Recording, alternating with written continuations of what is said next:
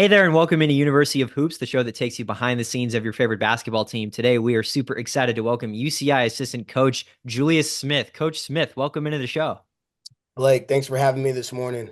Super excited to get after it, talk about hoops and life, and be a small part of what you guys are doing. Got a lot of respect for how it's growing every day, so I'm just glad to be here this morning with you guys. Hey, we appreciate that a lot, Coach, and that's definitely why we're doing this show and trying to create this platform for people just like yourself. Speaking of which, know you're a California born and bred from Fresno. You spent a lot of time in Southern California in your professional career. California is such a basketball hotbed all up and down the state. Obviously, Southern California really being where a lot of high level NBA talent and Division One college talent kind of gets pumped out every year. Of course, Northern California right there as well. The first thing I'm wondering is just, I mean, you started as a younger guy, and you've I know you went to Montana State at one point. Now you're back in California at UCI. How have you seen the game evolve in the state through the years? And I mean, what's it like to sort of be in that environment where it isn't hard to recruit when you've got all those high schools right there? Yeah, I mean, I think the talent in Southern California and in California in general just increases every single year. The talent quotient's evident. There's so many different AAU programs. There's so many different outlets. There's so many different individual high schools, both on the public and private scene, that are bringing in really, really good players. I started at Riverside Poly High School, and we started with this idea of trying to build it and make it one of the best in Southern California. We had guys like Lamont Butler, that's at the University of Kentucky, DJ Davis, that was at UCI, went to Butler, now he's at the University of Washington, Chance Stevens at the University of Maryland. And that's just to name a few. We had other really good players as well. And I think that's the beauty of California is there's so many different pockets and levels of good players. There's your high majors, there's mid majors, there's low majors, there's Division II, the Division III NAIA. It's just a really wide spectrum of good talent. And I think since we're so talent rich, it makes it easy to really sell the vision that you have for your institution as it pertains to this talent that you're trying to recruit. So that for me has always been fascinating about Southern California and Northern California and California in general. It's so talent rich. It allows the opportunity for us to be able to really hone in on players that can not only help our university from a talent perspective, but from a holistic perspective as well. And again, so you've spent a lot of time in California. I know you did do a quick little detour up in Montana. What was that like going to a brand new place and having that experience, to see what life is like outside of California? For me, like I think it was great. I really enjoyed my time in Bozeman, Montana, well, with Matt Logie and our staff that we had there. I think as a Californian, sometimes we get so geographic focused on where we're at, and we don't realize that there's a broad scene and a diverse background of different places where you can go to get experience. For me, I've been lucky to always be in Southern California, so there's familiarity there. I feel comfort. I feel home here. When I go into different gyms, I feel relationships that I've been able to, hone in on and grow over the years that I've been here. But in Montana, it was new. The high school basketball scene isn't as fervent as it is here. There's not as deep of a pool. So we're trying to bring in, individuals from outside of Montana to come and join us in Bozeman. But for me, it was a year of growth. And I tell people all the time, if you're going to be in this business, you got to attack the uncomfort. You got to really go towards it. And for me, being that I wasn't from Montana and I didn't have a lot of familiarity there, it was a little bit of an uncomfortable stage for me in my career, but it was good because there was good in the growth. We had good guys. We were flipping the page over from what Danny Sprinkle had built at Montana State, and we were doing it our way, and we were trying to continue to heighten the success. But there were some days where it was -22 outside, and I had never been around that before. I'd never been in the snow before. But what we would always tell people in our recruiting pitch was we play basketball inside. So for me, it was just about really attacking the uncomfort and using it as an opportunity for me to grow, not just in my professional career, but as an individual as well. And I think I did those things, and it was really good. I miss those guys a ton. I'm really grateful to those guys. And we were able to make the NCAA tournament in year one. So, we did a lot of really good things and built a foundation that I can really lean back on and reminisce on and have nothing but good memories about. That's really cool and special, and I'm glad that it was a positive experience because there's nothing like going from California to not even the East Coast where it's like, oh, it's in the 20s or the 30s. Right. Like, nah, bro, you're negative in the negatives, man. Negative, brother. That's not respect for sure on that front. Um, and I mean, and I mean, thankfully, like you said, the season went well. You guys make an NCAA tournament run. You naturally then get an opportunity to come back to UCI, a really strong program in an area there in Orange County that is just so uh fervent, like you said, with talent, with modern day and Santa Margarita, and then just up the freeways, Bosco and Corona Centennial and Yep. those schools that I'm sure you're very familiar with from your time in Riverside. Um, with all of that in mind, I mean, this season is creeping up. I know, before we went on camera here, we were talking about how it just feels like summer was like 2 seconds ago, and now it's literally almost, the start of the season here. And before you know, you guys are going to be in like conference play and all of that. So now that you're back in SoCal, what does it look like? What's your day to day look like with the season? Basically 2 seconds away here. Yeah, I think for us, we spend a lot of time in the summer really trying to get better. And since we're on a quarter system, that kind of feels expedited. When you get back to school, you're kind of jumping right into it. So there's no buffer period for us. We like to say we use that back end of our summer as fall practices, preseason practice, because when we get here, we're boots to the ground. So, really for us, we are extremely fortunate here at UCI because we brought back four starters. And we brought back a bevy of other returners that were acclimated to what the culture looks like. So for us, it was really about going in and putting in intentional work every day to not be complacent, go in and work hard, put positive deposits in every day, and really focus on things that can help us get better every day. Our day to day is really specific. We meet as a staff every day at 10:30. And we'll spend time talking about, practice the day before, how we can continue to get better, what areas of growth we need to place an emphasis on. And then from there, individual film sessions and getting in the gym with the guys and making sure that their skill sets are being sharpened in every way that we can. And then getting to practice right around 2 o'clock every day. So that routine has helped me to have some solidarity, and you know what to expect when you get here. They've been able to be successful for a really long time because they've done things in a sense, what would feel like methodically, but it's really efficiently. So for me, in coming in and acclimating myself, I really wanted to contribute by just being able to recognize what ways I can fit in, what ways I can bring my personality, and then just creating a routine for myself that I can lean on. And like I said, we started school in late September. We had our first scrimmage just this past weekend. So there's not a lot of time between the start of school until our first scrimmage where we needed to really place an emphasis on getting into practice and working hard on the things that can help us build, and then just focusing on how we can build those things every single day. And we got great guys in our program that work hard every single day. They understand the assignment, they accept responsibility, they attack it the right way. So, it's felt like that buffer period has been a little expedited, but it's also felt really good because we have a lot of familiarity back in our program. Good to hear. Happy it's going well so far. Coach, one of the great things about this business, of course, is the relationships that you build and how that can kind of help you and take you from place to place. And I know for you, spending a number of years with Matt up at the head coach at Montana State, and obviously Point Loma previously to that, going into this situation where it is a bit of a fresh start for you, what has that been like, kind of going into like a brand new situation, and kind of, carving out your role in this situation compared to the previous ones you've been in recent years? That's a really good question, Blake. I think for me, I owe Matt a great deal as to why I am where I am now. He took a chance on me as a high school coach when we were at Point Loma. And he told me from the very beginning, my goal is to grow you as much as I can and to make you the best version of yourself. It's not going to be easy, but I want guys that are going to work and accept, what is to come with all that comes with being a college coach. So we were able to build something really special at Point Loma that will mean a lot to me for a really long time. We were there for 4 years. We won four conference tournament and regular season championships. We went to the NCAA tournament every single year we were there. We won 34 straight games in league. We won 25 straight games our last year. We went 29-4 in a Sweet 16 and had a group of players that were really selfless. So I think that's the thing about Matt that resonates with me the most is that he fosters an environment that's about selflessness.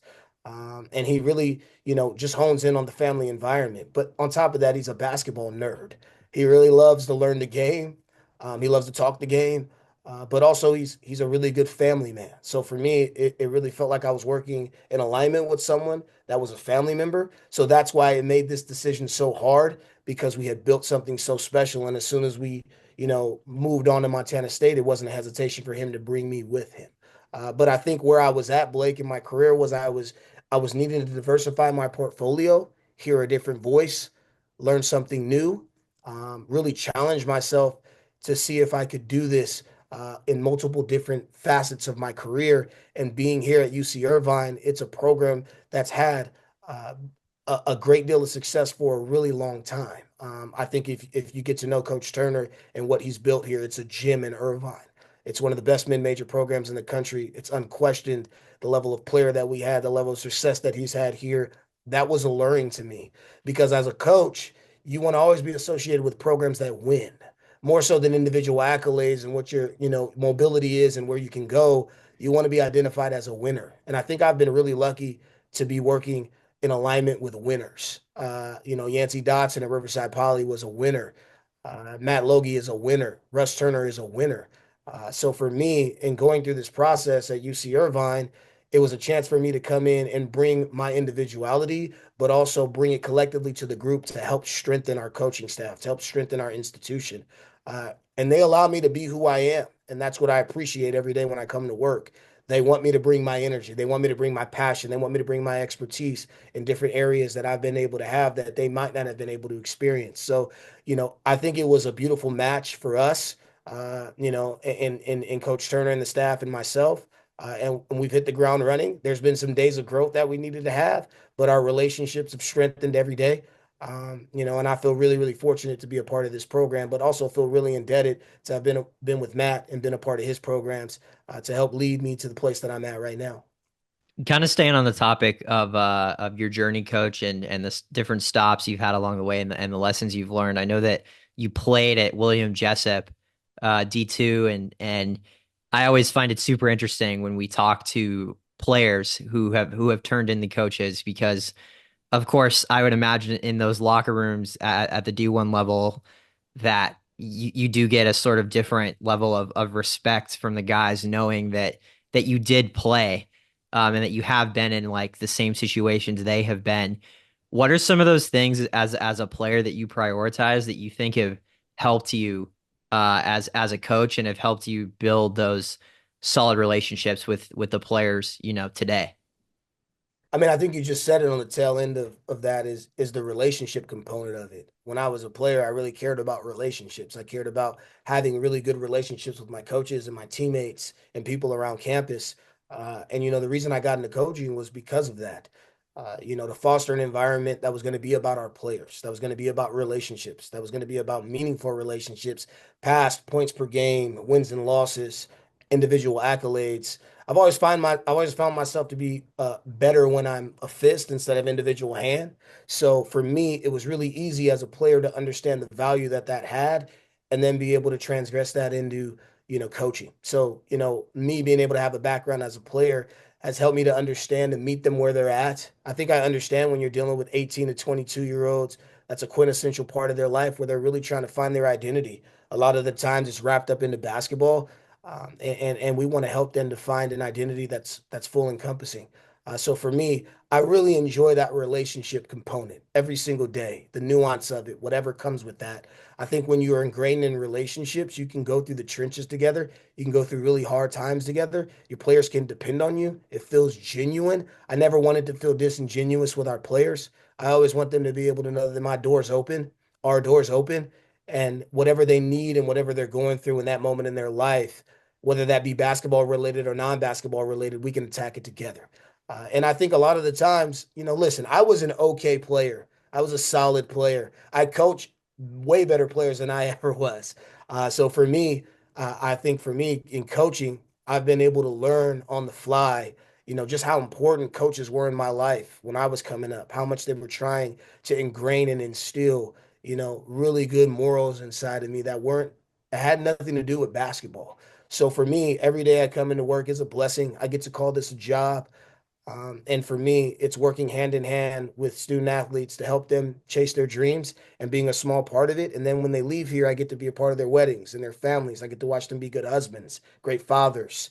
And you can't put a price point on that. So I've been really able to just meet these guys where they're at, be a support system for them, be a sounding board for them, and just help them in any way that they need. That's really cool, Coach. And I think you answered some of my future questions in there about kind of like why you do this and those like you said, just seeing having that impact on guys and then watching them go on and live their lives and being a good support system for them.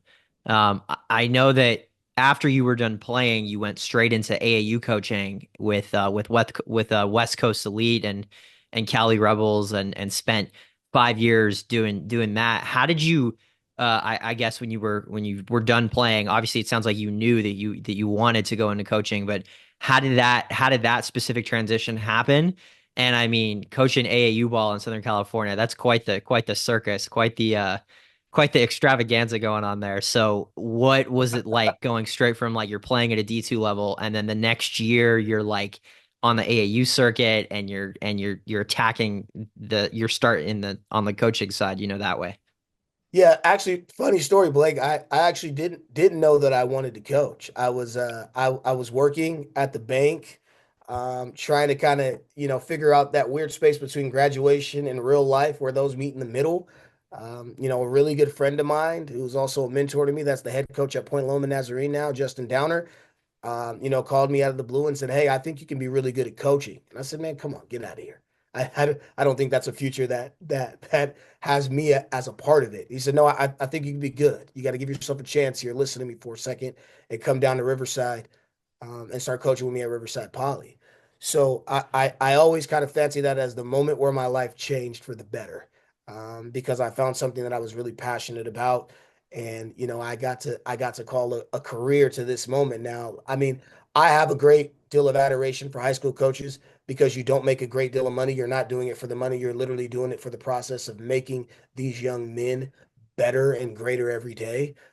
And for me, I had a lot of really cool opportunities when I was at Riverside Poly, and that segued me to being able to coach AAU. West Coast Elite is a monster program in Southern California that's attached to so many talented and high quality young men. So just being able to learn, being able to just watch, being able to see, the Nico Manions and the Josh Greens and the Anthony Edwards of the world competing against each other was really, really, educational and foundational for me. But then also getting to work with players 14 to 15 years old, who are the best players in Southern California, was able to help me to be able to put an imprint on the relationships that I wanted to build in Southern California and how that could benefit me later in my career. And then I was able to work for Cali Rebels, who are really, really good friends of mine to this day, and have helped me in so many quality ways. And when I was there, we were building the program and we were trying to help it heighten. So we had, good players, but we were still trying to find our identity and find our way. But those were some of the best times of my coaching, tenure, because I was able to work with guys that were like-minded, guys that really enjoyed helping and giving and growing. We didn't win a lot, but we were still helping guys being able to move on and get scholarships and put them in positions to be successful. And I think when you move at rapid speed into AAU, it's such a different world than high school basketball. It feels like it's more fast paced. It's more hustle and bustle. Guys there have more professional mentality in terms of what they want to do, how they want to use basketball as a vehicle that can help them down the line. So I had to acclimate myself to the speed of it. Whereas in high school basketball, it's a little bit more slowed down. It's a little bit more community based. You can kind of, build bridges within, the neighborhoods that are in your general vicinity. Now we're bringing different personalities from all over the state, and trying to bring them together for the greater good of one cause. For me, it was really just a fascinating experience, one that I really credit to being able to be where I'm at now, because I was able to learn a lot of different things, deal with a lot of different personalities, and build a lot of really, really solid relationships that I still have to this day. It's super interesting off the top there that you said that you actually had no idea you wanted to coach because of course talking to you now all these years later it's just like if you just listen to the first part of this interview it's like oh yeah this guy like always knew he wanted to coach because the way that you talk about it. So that's really interesting and I want to go a little more into that for a second because coaching I guess when you were playing like wasn't something that you were thinking about. What were you studying in school and what before this all this happened what was your sort of your vision? Yeah, so I come from a family of educators. My mom's worked in the community college system. She just retired. She was there for over 25 years. My brother graduated from UCLA. He went to medical school. He's a nurse now. Academia has always been at the forefront, of everything that we did as a family. So for me in college, I always had a passion for reading when I was growing up, knowledge, learning. I always would kind of dive myself into a book and it kind of took me to a place that I never knew I could be at. So leaning into that, I studied English with an emphasis on creative writing while I was at William Jessup, and I thought I wanted to go into education.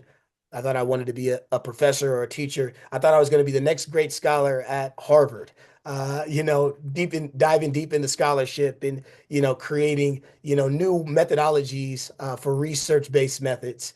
And then as I began to move on, I wanted to stay in education. I wanted to continue to compound on my bachelor's in English. So I got a master's in English.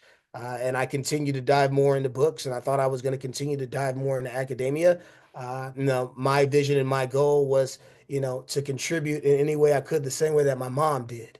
But like I said, as you begin to think about coaching, you don't. If I go back 5 or 6 years, I would never have thought this opportunity would have been able to be possible for me to have been able to have so many diverse experiences and now be working at a program that's coming off back-to-back Big West championships, that's won 9 of the last 12 Big West Conference tournament or regular season championships, and has won the most Big West games for the last 10 years of anybody in the conference. I would have never thought this opportunity would have been allotted to me. But I think when preparation meets opportunity and you allow yourself to kind of open your mind up to different possibilities, coaching really began to resonate with me because it was surrounded around people.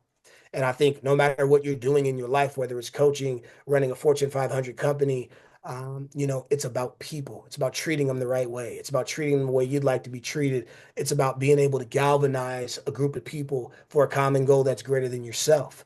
So for me, coaching wasn't at the forefront. Now I can't envision my life without it. I don't know if I would be able to do anything else other than what I'm doing now because I just don't feel like I would be as good at anything else as I am at coaching right now, if that makes sense. Nah, yeah, that's really cool stuff, coach. And you dish out a lot of advice in that answer. So I want to flip it on you now and ask you, what's the best piece of advice that you were given along the way that's helped you that you could share? I think for me, it's been a couple of things, Blake. I think one, this may be an age-oldism, but like just be where your feet are.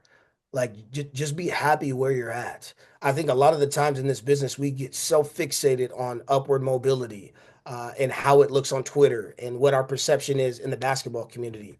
I think if you really allow yourself to be supplanted where your feet are, you can make a huge impact. That can be the place that you need to be at. For me, I always focused on being the best version of myself at Riverside Poly. That to me was where I needed to be in that moment. In my mind, Point Loma was the best school in the country. We were giving great experiences to student athletes. We were living in San Diego. Our school was on the water. We were winning conference tournament championships and we were graduating kids. For me, that was where I needed to be. And when I was at Montana State, that was the best place that I could be at in that moment. I think a lot of the times, if you fixate on the future, you're able to miss on the present. You're able to miss on experiences that can really be transformational in your life.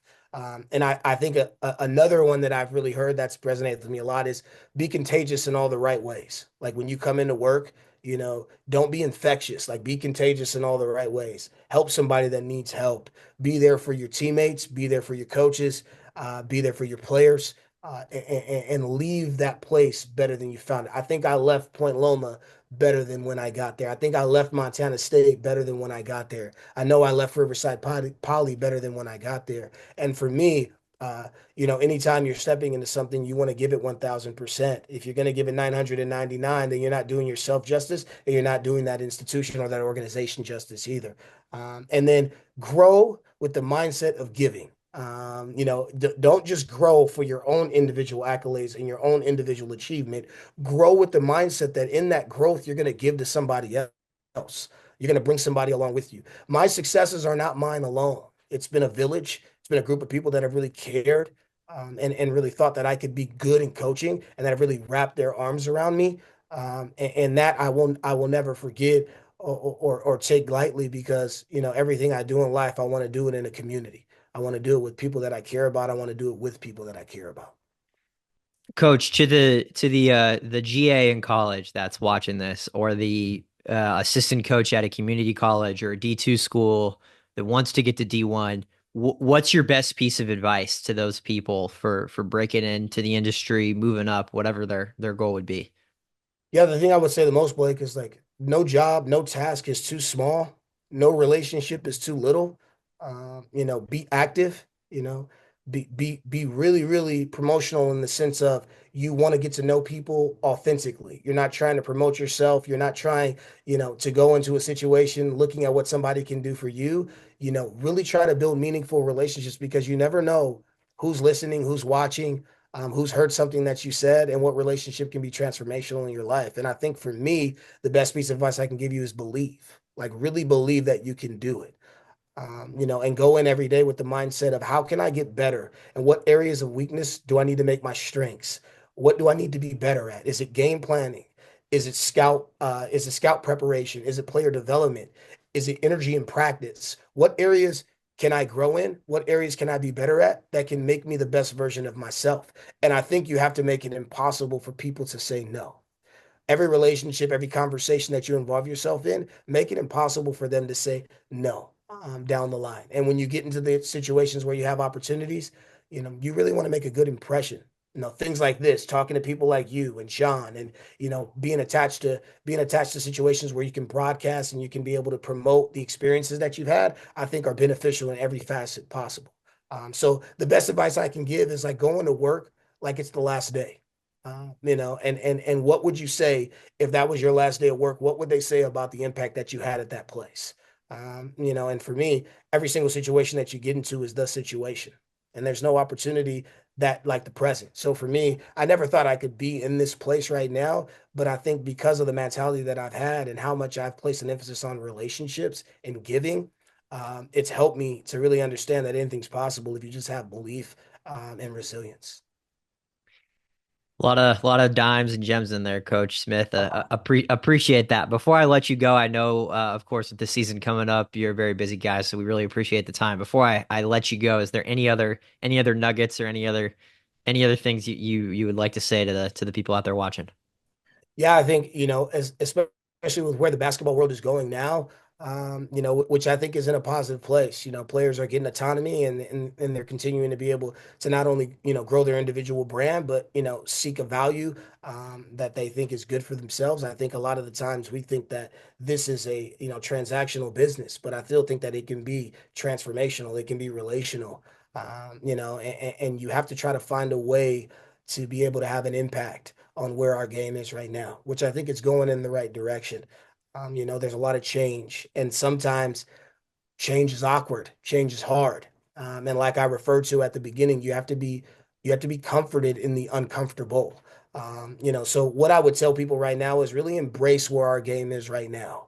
I think a lot of the time as assistant coaches, the best way and the best versions that you can be of yourself is learning how you can impact your program on an everyday basis, but also how you can help fundraising, how you can help your institution, how you can help your community. It's so multifaceted now, and we have so many different hats that we wear on an everyday basis.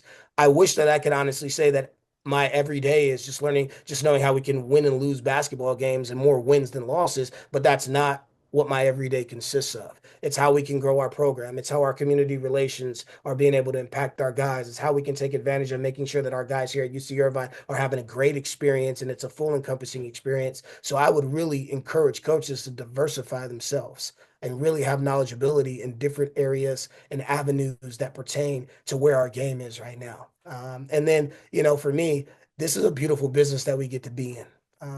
We get to wake up every morning and we get to say we coach basketball. And there's not many people that get to do that, especially at the Division I level. But I have found so much enrichment in not just being a coach at the Division I level, but being the coach at the Division II level, being the coach at the high school level. I think coaches in general have so much opportunity to make positive impact. It's a quintessential life at the high school level when you're dealing with 15 to 18-year-olds and 18 to 22-year-olds. They remember these experiences for a long time. And our mantra in our program is to make sure that we give everybody a great experience.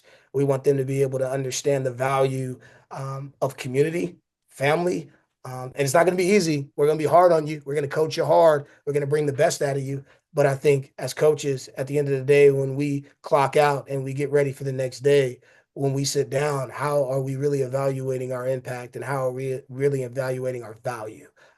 And we get to do that while coaching basketball, something that I know we all love and care about. So, like I said, opportunities like this is exciting because I'm really passionate. Like I told you guys through text, you have to tell me to shut up sometimes because I can go on, I can be elongated and long-winded, but opportunities like this, you can place no value on it because it's about relationship, it's about life, and it's about hoops. UCI assistant coach Julius Smith. Coach Smith, thank you so much for joining the show and for your time. Appreciate you guys, man. Keep doing what you're doing. Any way I can help, let me know. Hey, absolutely, coach. We greatly appreciate that. And we greatly appreciate you for watching and listening to University of Hoops. We're giving you great interviews just like this one every single week. So stay tuned because we will be back next week with another interview.